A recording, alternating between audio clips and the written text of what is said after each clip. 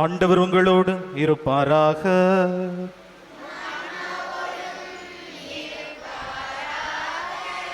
புனித மத்தேயு எழுதிய தூய நற்செய்தியிலிருந்து வாசகம்.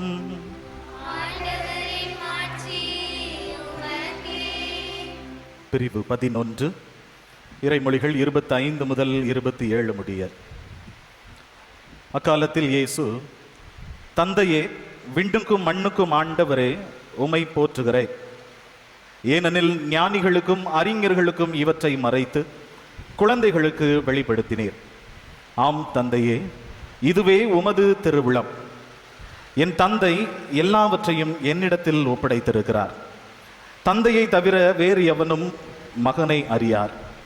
மகனும் அவர் யாருக்கு வெளிப்படுத்த வேண்டும் என்று விரும்புகிறாரோ அவருமன்றி வேறு எவரும் தந்தையை அறியார் என்று கூறினார். ஆண்டவரின் அருள்வாக்கு.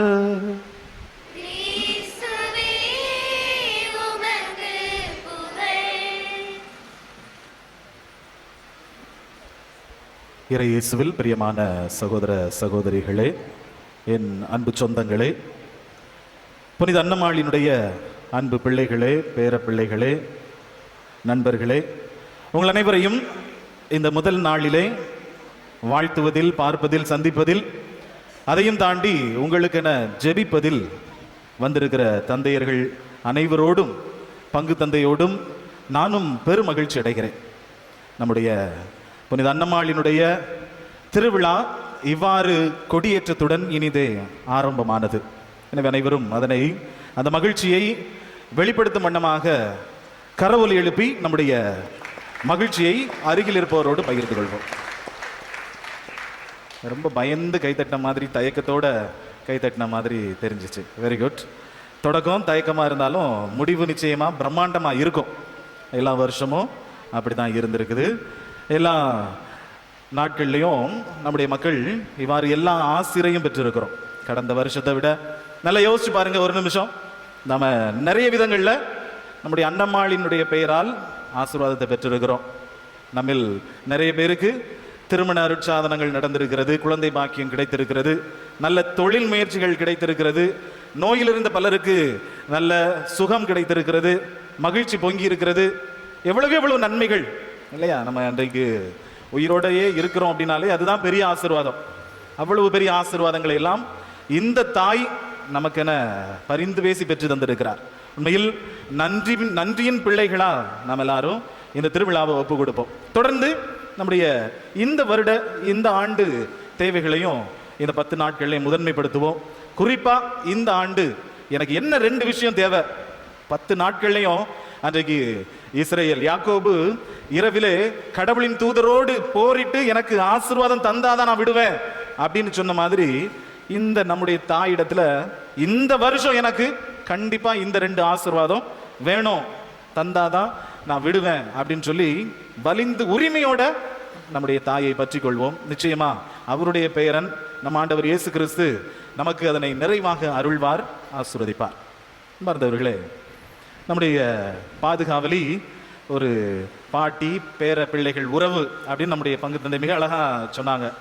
கேட்பதற்கு மிக அழகாக இருந்தது. அப்படிப்பட்ட ஒரு தாத்தா பாட்டியினுடைய ஒரு கதை. ஒரு முறை ஒரு 50வது ஆண்டு ஜூபிலி கொண்டாடிய ஒரு திருமண தம்பதியிட்ட போய் பார்க்கும்போது அவங்க பேசிக்கிட்டு இருந்த விஷயம், உங்களுக்குள்ள சண்டையே வந்தது இல்லையா, இவ்வளவு மகிழ்ச்சியா இருக்கிறீங்களே என்று கேட்டபோது, அந்த பாட்டி மனைவி அந்த தாத்தாவை கூட்டிட்டு வந்திருந்தவங்களெல்லாம் கூட்டிட்டு போறாங்க. ஒரு இடத்துக்கு கூட்டிட்டு போய் அங்கே ஒரு பெட்டி இருக்கு, பக்கத்தில் ஒரு கவர் இருக்கு, கவருக்குள்ள ஒரு 2 பொம்மை இருக்கு. என்ன காட்டுற, எனக்கு ஒன்றும் புரியலையே அப்படின்னு தாத்தாவும் கூட வந்தவங்களும் பார்க்குறாங்க. எதுக்கு இதை கூட்டிட்டு வந்து காட்டுற? இல்லை, எங்கள் பாட்டி ஒருத்தங்க சொல்லியிருக்காங்க, எப்பெல்லாம் உனக்கு கணவன் கூட சண்டை வருதோ, கருத்து வேறுபாடு வருதோ, எப்பெல்லாம் முரண்டு ஒரு வாக்குவாதங்கள்லாம் வருதோ, அப்பெல்லாம் என்ன செஞ்சிடணுமா, போய் அமைதியா அந்த ரூம்ல போய் உட்காந்து பொம்மை செஞ்சிடணுமா. சரிதானா? இப்போ பொம்மை செஞ்சிடணும். எப்பெல்லாம் சண்டை வருதோ பொம்மை செஞ்சிடணும். அப்போ அங்கே எத்தனை பொம்மை தான் இருக்கு? 2 பொம்மை தான் இருக்கு. தாத்தாவுக்கு பயங்கர சந்தோஷம். அப்படி காலர் தூக்கி விட்டு, பார்த்தீங்களா நாங்க சண்டையே போடாத ஒரு தம்பதியினர், ரெண்டே ரெண்டு பொம்மை தான், 2 தடவை தான் எங்களுக்குள்ள சண்டை வந்திருக்குது அப்படின்னு சொன்ன உடனே பாட்டி சொல்றாங்க, அந்த பெட்டியை திறந்து பாருங்கயா அப்படின்னு சொன்ன உடனே உள்ள என்ன இருக்கு? பொம்மை இல்லை, உள்ள காசாக இருக்கு, நிறைய பணம். என்ன இவ்வளோ பணம் வச்சிருக்கிறேன்? என்கிட்ட ஒரு நாள் கூட, அன்னைக்கு கூட ஏதோ ஒரு விஷயத்துக்கு கேட்டேன் தரலையே அப்படின்னு சொல்லும்போது, இதே மாதிரி நிறைய சண்டை வந்துச்சு, அந்த பொம்மையெல்லாம் நான் விற்று இன்னைக்கு பாருங்க கிட்டத்தட்ட 1 லட்ச ரூபா வச்சிருக்கேன் அப்படின்ட்டு அந்த பாட்டி சொன்னாங்க.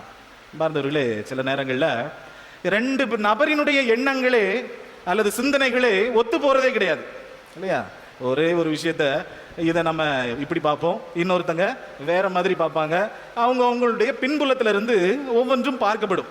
இந்த பெர்செப்ஷன் அப்படின்னு ஆங்கிலத்தில் மிக அழகாக சொல்வார்கள். It varies. இது வந்து எல்லாருக்கும் வேற வேற மாதிரி தான் இருக்கணும். அப்படி இருந்தாதான் மனிதர்கள். இப்படி எண்ணங்கள் முரண்பட்டதா இருக்கும், வேற வேறையா இருக்கும். இதுதான் உலகத்தினுடைய இயல்பு, அழகும் கூட.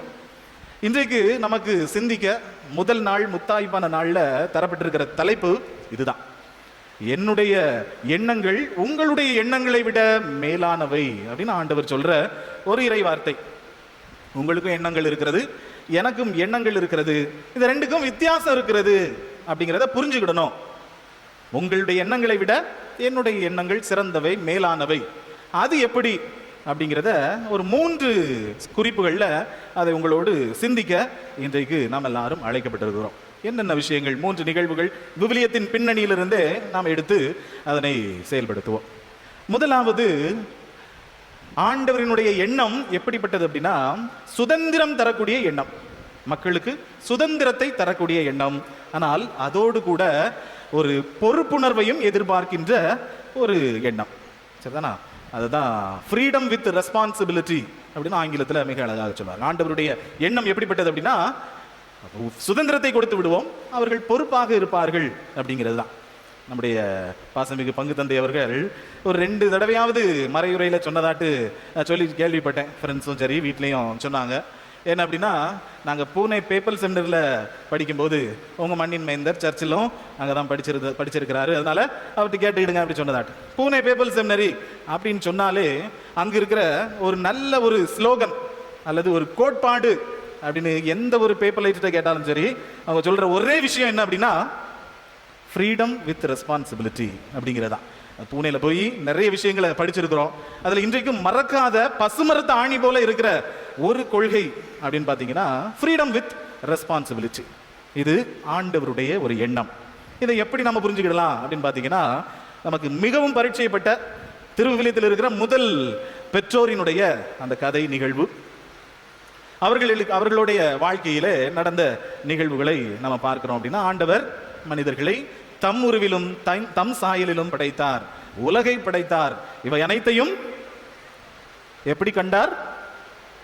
நல்லதென கண்டார் இல்லையா? திருவிவிலியம் எப்படி அழகாக சொல்கிறது. ஆண்டவர் படைத்து விட்டு எல்லாவற்றையும் நல்லதென கண்டார். அவர் படைத்து மனிதருக்கு மட்டும் ஒன்றை கொடுக்கிறார், ஒரு சுதந்திரத்தை கொடுக்கிறார். சுதந்திரம் என்ன அப்படிங்கிறதெல்லாம் நமக்கு தெரியும், மிக விளக்கமாக சொல்ல வேண்டிய அவசியம் இல்லை.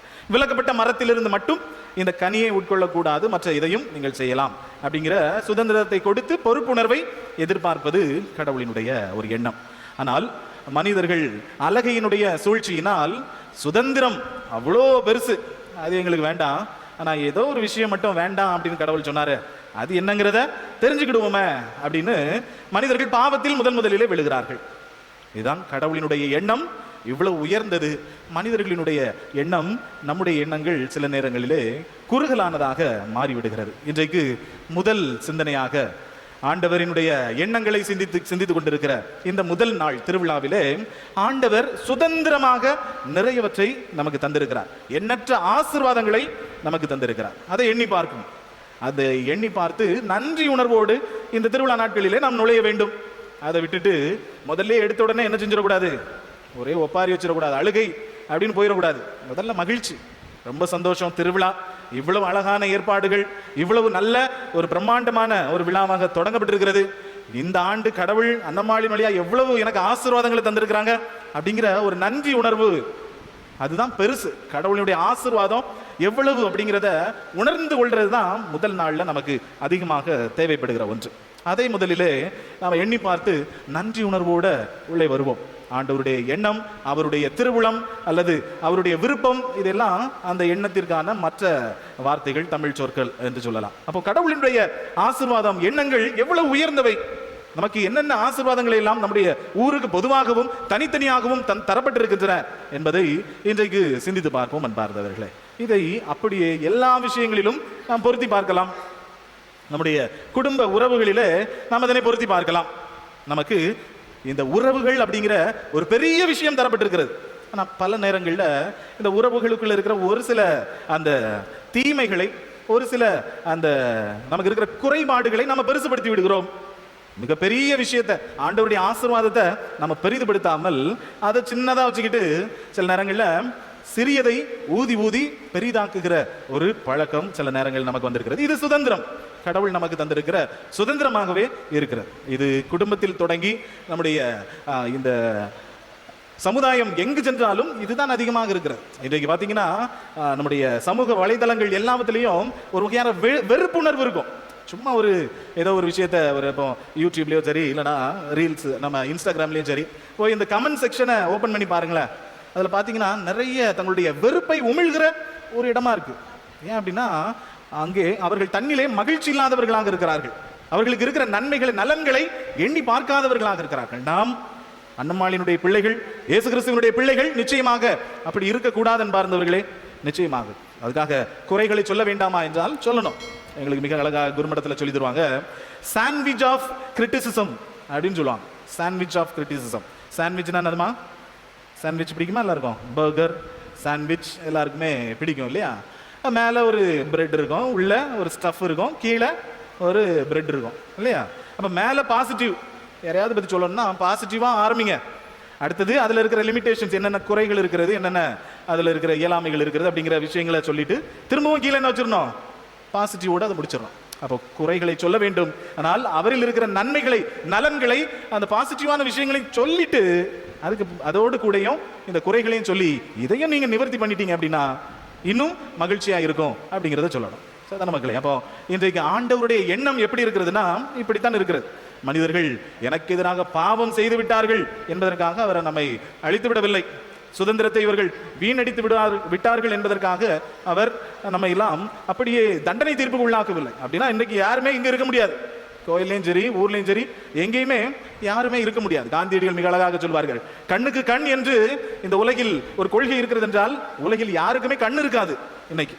ஏன்னா எல்லாரும் குருடர்களாக மாறிவிடுவோம் என்று காந்தியடிகள் சொல்லுகிறார். எனவே இன்றைக்கு முதல் சிந்தனை நேர்மறையான விஷயங்களை பார்ப்பதுதான் கடவுளினுடைய எண்ணம். ஆபிரகாம் மிக அழகாக ஆண்டவரோடு பரிந்து பேசுகிற ஒரு நிகழ்வு உண்டு இல்லையா? அந்த மக்கள் அங்க 50 பேர் இருந்தா, ஆண்டவரை நீர் அவங்களை அழிக்க மாட்டீங்களா? ஒரு 40, 30, 15, 10, ஒருத்தர் கூட அங்கு நல்லவர்கள் இல்லாததால அன்றைக்கு ஒரு நகரமானது அங்கு தீக்கிரை ஆக்கப்பட்டது என்று நாம் திருவிவிலியத்திலே வாசிக்கிறோம் என்பார்கள். அதுவும் ஆண்டவராக கொடுத்ததாக இருக்காது. ஒரு தீமைகள் நிறைந்த இடம் தானாக அழிந்துவிடும். ஆக இன்றைக்கு முதல் சிந்தனை என்பார்ந்தவர்களே, நம்மில் இருக்கிற நல்ல குணங்களை, நல்ல விஷயங்களை, நல்ல நேர்மறையான விஷயங்களை கொண்டாட நாம் கற்றுக்கொள்வோம். ஆண்டவருடைய எண்ணம் அதுதான். ஆண்டவர் நமக்கு தந்திருக்கிற சுதந்திரம் அதுதான். எனவே இன்றைக்கு இதனை ஆழமாக சிந்தித்து பார்ப்போம். The freedom with responsibility. இரண்டாவது சிந்தனை, ஆண்டவருடைய சிந்தனை, எண்ணம் எப்படி இருக்கிறது அப்படின்னா, ஆண்டவர் நானே உங்களுக்கு கடவுளாக இருக்கிறேன், ஒரு தந்தை பிள்ளை அப்படிங்கிற ஒரு உறவோடு நீங்கள் என் கூட இருங்களேன் அப்படிங்கிறத விரும்புகிறார். உறவை விரும்புகிற கடவுள் நம்முடைய கடவுள். ஆண்டவருடைய எண்ணம் பெரிய விஷயங்களையும் சின்னதா அப்படி பார்க்கிற கடவுள், உறவாக நம்மோடு இருக்கிற ஒரு கடவுள், உறவின் கடவுள் அப்படின்னு சொன்னாலும் மிகையல்ல. அப்ப இன்றைக்கு இரண்டாவது சிந்தனை, உறவுகளுக்கு முக்கியத்துவம் கொடுக்கிற கடவுள். ஆனால் நம்முடைய மக்களினுடைய இயல்பு எப்படி ஆகியிருக்கிறது பாருங்கள். இஸ்ரேல் மக்கள் அவங்க வாழ்க்கையிலேயே நாம் எடுத்துக்கொண்டோம் என்றால், அவர்கள் எங்களுக்கு மற்ற மக்களை மாதிரி எங்களுக்கும் அரசர்கள் வேணும் அப்படின்னு அவங்க கேட்குறாங்க. இப்போ ஆண்டவர் சொல்றாரு, இது சரிப்பட்டு வராது. அரசர்கள் மக்கள் அப்படிங்கிற விஷயம் அது ஒரு ஆண்டான் அடிமை அப்படிங்கிற ஒரு விஷயத்துக்குள்ள போயிடும். அரசன் தான் விரும்பினதெல்லாம் செஞ்சிருவான். அதனால அப்படி ஒரு உறவு வேண்டாம். நானே உங்களுக்கு அரசனா இருக்கிறேன், நானே உங்களுக்கு தந்தையா இருக்கிறேன், நானே கடவுளா இருக்கிறேன், எல்லாமும் நானா இருக்கிறேன் அப்படிலாம் கிடையாது ஆண்டவரே, எங்களுக்கு மற்ற மக்கள் மாதிரியே எங்களையும் நீங்க ட்ரீட் பண்ணுங்க அப்படின்னு சொல்லி அரசர்களை வாங்கி கொள்ளுகிறார்கள். அந்த அரசர்களினுடைய இயலாமை, அவர்களினுடைய பாவ வாழ்க்கை, இஸ்ரேலினுடைய வீழ்ச்சி என்பதுதான் வரலாறு. அப்போ இன்றைக்கு ஆண்டவர் நம்மோடு சொல்லி தருகிற இரண்டாவது விஷயம், என்னுடைய எண்ணங்கள் உயர்ந்தவை. அதனால தான் நான் முதல்லயே சொன்னேன், உங்களுக்கு அரசர்கள் வேண்டாம் என்று சொன்னேன்.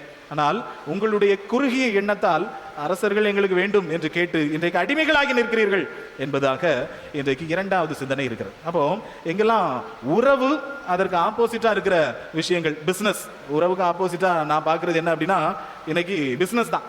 அப்படி என்று எங்கெல்லாம் இந்த உறவுகள் எல்லாம் பிசினஸா மாறி இருக்கிறதோ அங்கெல்லாம் வீழ்ச்சிகள் வந்து கொண்டிருக்கும் என்பார். இன்றைக்கு உலகமே எதை நோக்கி போகிறது அப்படிங்கிறதுலாம் உங்களுக்கு தெரியும் இல்லையா? செயற்கை நுண்ணறிவு, ஆர்டிபிஷியல் இன்டெலிஜென்ஸ் அப்படிங்கிற விஷயம் தான். மனிதர்களை தூக்கிட்டு அதுல என்ன வைக்கிறாங்க? மிஷினை வைக்கிற ஒரு உலகமா மாறிக்கிட்டு இருக்கு. அப்போ இன்றைக்கு அந்த உறவுகளுக்கு கடவுள் முதல்ல முக்கியத்துவம் கொடுத்தார் பார்த்தீங்களா? அத்தகைய உறவு இன்றைக்கு இருக்கிற காலநிலைகள் இருக்குது. ஆனா இந்த மக்களினுடைய பண்பு எப்படி மாறிட்டு பாருங்க. எங்களுக்கு மனிதர்கள் உறவுகள் அதெல்லாம் ஒன்றும் வேண்டாம், பிஸ்னஸ் இஸ் பிஸ்னஸ், சரிதானா? எங்களுக்கு வேலை நடக்கணும், நாங்கள் எவ்வளோ இன்வெஸ்ட் பண்ண முடியும்னாலும் பண்ணுவோம், வேலை 24 மணி நேரமும் எங்களுக்கு நடக்கணும் அப்படின்னு பணத்தை மட்டுமே முன்னிலைப்படுத்தியதான் மாறிக்கொண்டிருக்கிறது. அன்று அதிகாரத்தை முன்னிலைப்படுத்திய ஒரு சமூகமா எப்படி இஸ்ரேல் மக்கள் இருந்தார்களோ அதே மாதிரி இன்றைக்கு பணம் அவ்வளோதான், உறவுலாம் ஒன்றும் கிடையாது அப்படிங்கிற ஒரு நிலைக்கு மாறிவிட்டது. இன்றைக்கு இந்த திருவிழா நாட்கள் நான் அதிகமாக எப்பவுமே வலியுறுத்துறது உண்டு, இதுதான் உறவுகளுக்கு முக்கியத்துவம் கொடுக்கிற ஒரு திருவிழாவாக இருக்கிறதா. எங்க ஊர்லயும் சரி, நான் அடிக்கடி சொல்றது இதுதான், எங்க ஊர்ல நான் இருக்கிற பங்குலையும் நான் சொல்ற விஷயம் என்னதுதான், உறவுகளுக்கு முக்கியத்துவம் கொடுக்கணும். திருவிழா நல்லா நிறைய விஷயங்கள் நடக்கும், நிறைய ட்ரெஸ் வாங்குவீங்க, நல்ல கொண்டாட்டங்கள்லாம் நிறைய அமைஞ்சிருக்கும். ஒரு சொந்தக்காரன் கூட வீட்டுக்கு வரல அப்படின்னா உங்க திருவிழால என்னதுதான், திருவிழா ஃபெயிலியர் தான். நீங்க திருவிழா கொண்டாடி வேஸ்ட். இன்னைக்கு விட்டுருங்க, ஒரு 8, 9, 10 என்ன செஞ்சிடணும், ஒரு சொந்தக்காரனாவது வீட்டுக்கு வந்திருக்கானான்னு பார்க்கணும். ஒருத்தருமே வரல அப்படின்னா நம்முடைய வாழ்க்கை எப்படி தான் இருக்கு?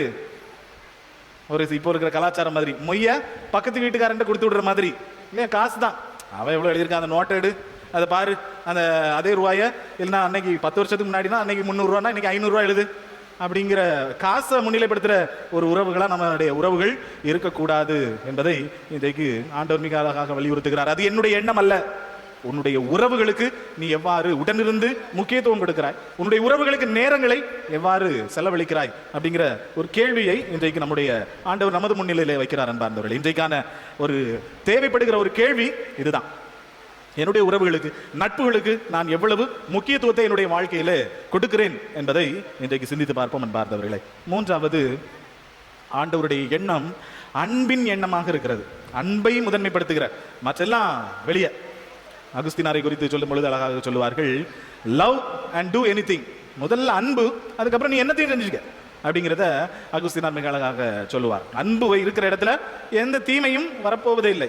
எந்த ஒரு உறவுலையும் சரி, எங்கேயும் சரி, நம்முடைய அன்பு முதன்மையானதாக இருக்கிறது அப்படின்னா வேறு எதுவும் அங்கு இல்லை. அப்படிப்பட்ட ஒரு வாழ்க்கையை வாழ்ந்து சென்றவர் நம்முடைய ஆண்டவர் இயேசு கிறிஸ்து. ஆண்டவர் அன்பை முதன்மைப்படுத்துகிறார். ஆண்டவரே இங்க வாங்க, உங்களை அரசராக்கிடலாம், உங்களுக்கு இந்த பவர்லாம் இருக்குது, நீங்க சொன்னீங்கன்னா நோய் நொடியெல்லாம் போகுது, நீங்க கை வச்சீங்கன்னா அப்போ பலுகி பெருகுது, தண்ணி ரசமா மாறுது. அப்போ நீங்க அரசரா இருந்துட்டு இந்த உலகத்தை எல்லாத்தையும் ஆட்சி செலுத்தி அதுக்கு பிறகு கொள்கைகளை நீங்க உட்புகுத்தலாம். கேட்கறதுக்கு அதுவும் பாசிட்டிவா தான் தெரியுது இல்லையா? முதல்ல எல்லா மக்களையும் தன்வசப்படுத்திக்கிட்டு அதுக்கப்புறம் அவங்களெல்லாம் கிறிஸ்துவினுடைய விழுமியங்களுக்கு கொண்டு போறது. ஆனால் கடவுளுடைய எண்ணம் அது அல்ல. அதிகாரத்தால் இந்த மக்களை நான் கொணர வேண்டும் என்றால், அவர்களை என் பதம் ஈர்க்க வேண்டும் என்றால் நான் தொடக்கத்திலேயே அந்த அதிகாரத்தை பயன்படுத்தி இருப்பேன். ஆனால் என்னுடைய வழி, என்னுடைய எண்ணம் மக்களுக்கு சுதந்திரத்தை கொடுப்பது, மக்களுக்கு உறவுகளை கொடுப்பது, மக்களுக்கு உறவு சுதந்திரம் அனைத்தினுடைய மூலதனமாக அன்பை அங்கு வைப்பதுதான் என்னுடைய எண்ணம் என்று ஆண்டவர் இயேசு கிறிஸ்து மிக அழகாக நமக்கு சொல்லி தந்திருக்கிறார் என்பார்ந்தவர்களே. அதனாலதான் அவருடைய எண்ணம் அன்பை மையப்படுத்தியது, ஒரு தியாகத்தை மையப்படுத்தியதாக இருக்கிறது. அன்பினுடைய மற்ற பரிமாணங்கள் இவையெல்லாம் தியாகத்தோடு இருக்கிறது, எளிமையோடு இருக்கிறது, உண்மையோடு இருக்கிறது. இதெல்லாம் ஆண்டவர் அவருடைய வாழ்க்கையின் வழியாக நமக்கு சொல்லி தந்தது சென்றிருக்கிற பாடங்கள். எனவே ஆண்டவருடைய எண்ணங்கள் எப்பொழுதும் உயர்ந்து நிற்கின்ற ஒரு எண்ணங்கள். நம்முடைய பாதுகாவலி புனித அன்னமாளினுடைய வாழ்க்கையிலும் இதைத்தான் பார்க்கிறோம்.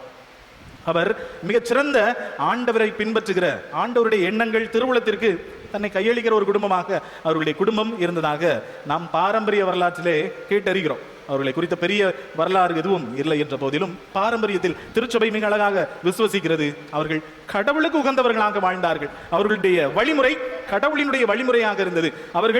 அவர்கள் கொண்டிருந்த அனைத்தையும் ஆண்டவர் சொன்னது போன்று அனைத்தையும் பகிர்ந்து கொடுத்து வாழ்ந்து கொண்டிருந்தார்கள். அவர்கள் குழந்தை பாக்கியம் இல்லாதிருந்த போதிலும் கடவுளை விட்டு ஓடிவிடவில்லை. கடவுள் எனக்கு அருள்வார் என்று அவர்கள் பற்றி பிடித்துக் கொண்டிருந்தார்கள் என்பதாக நாம் புனித அன்னமாளினுடைய வாழ்க்கையிலே நாம் பார்க்கிறோம். ஆண்டவருடைய எண்ணம் தான் உயர்ந்தது என்று ஏற்றுக்கொண்டவர்கள், தாழ்ச்சியோடு அவரை பின்பற்றியவர்கள். எனவே இன்றைக்கு நமக்கு பாதுகாவலியாக அமைந்திருக்கிறார்கள். திருப்பாடல் ஆசிரியர் மிக அழகாக சொல்லுகிறார். திருப்பாடல் 139 ஆண்டவரே, உம்முடைய எண்ணங்கள் எவ்வளவு உயர்ந்தவையாக இருக்கிறது. நான் அதனை எண்ணிவிட முற்பட்டால் வானத்து நட்சத்திரங்களை விட அது மேலானதாக, எண்ணிக்கையில் அதிகமானதாக இருக்கிறது. கடற்கரை மணல்களை விட அது பறந்து விரிந்து காணப்படுகிறது. அதை நான் என்னால் என்னுடைய குறுகிய அறிவால் ஏற்றுக்கொள்ள முடியவில்லை. எனவே நான் அப்படியே அதனை ஏற்றுக்கொள்ளுகிறேன், அதற்கு சிரம் தாழ்ந்து பணிந்து விடுகிறேன் என்று மிக அழகாக பாடலாசிரியர் நமக்கு சொல்லித் தருகிறார். எனவே இன்றைய முதல் நாளிலே ஆண்டவருடைய எண்ணங்கள் தான் உயர்ந்தது, அவருடைய விழுமியங்கள் தான் நமக்கு வழிகாட்டி என்பதனை நாம் ஏற்றுக்கொண்டவர்களாக, அவருடைய எண்ணங்கள் என்னென்னலாம் அப்படிங்கிறது தான் இந்த 10 நாட்களிலே நாம் இறை சிந்தனைகளா நாம் அறிந்து கொள்ள போகிறோம். அந்த எண்ணங்களுக்கு நம்மையே அதை உட்படுத்துவோம், நம்மையே ஒப்பு கொடுப்போம். இந்த எண்ணம் என்னில் இல்லையா, இதை இந்த நாட்களில் நான் என்னுடையதாக்கிக் கொள்வேன் என இந்த 10 நாட்களிலும் நாம் ஆலயம் நோக்கி வருவோம். ஏற்கனவே சொன்னது போன்று அவரிடத்திலே நம்முடைய பாதுகாவலிடத்தில் இருந்து நாம் வலிந்து பற்றி ஆசீர்வாதங்களை பெற்றுக்கொள்வோம். நிச்சயமாக அடுத்த வருடம் இதைவிட இன்னும் ஆசீர்வாதமிக்க வருடமாக வருகிற ஆண்டு எல்லாருக்கும் மகிழ்ச்சி நிறைந்ததாக, நம்மில் இன்னும் குறைகளோடு இருக்கிற எல்லாரும் மகிழ்ச்சி நிறைந்த மக்களாக நம்முடைய பாதுகாவலியை தேடி வரட்டும். இன்றைக்கும் எப்பொழுதுமே நம்முடைய ஊரை குறித்து சொல்லுகின்ற பொழுது அந்த கடவுள் பக்தி என்றைக்குமே மிக ஓங்கி நிற்கிற ஒன்று. நம்முடைய தத்துக்கூடி எடுத்து வைப்பது மிக நல்ல ஒரு பழக்கமாக, அதை முதல் நாளிலேயே ஆண்டவருக்கு நாம் ஒப்பு கொடுத்து நாம் எடுத்து வைக்கிற ஒரு செயல்களாக இருக்கிறது. இன்னும் ஏராளமான செயல்கள் நம்மில் நல்லவையாக இருக்கிறது. இன்னும் ஒரு படி நாம ஆன்மீகத்திலும் சரி, பிறரோடு அன்புறவிலும் சரி முன்னேறுவோம். நிச்சயமாக நம்முடைய பாதுகாவலின் வழியாக இறைவன் நம் ஒவ்வொருவரையும் நிறைவாக ஆசீர்வதிப்பாராக. ஆமென்.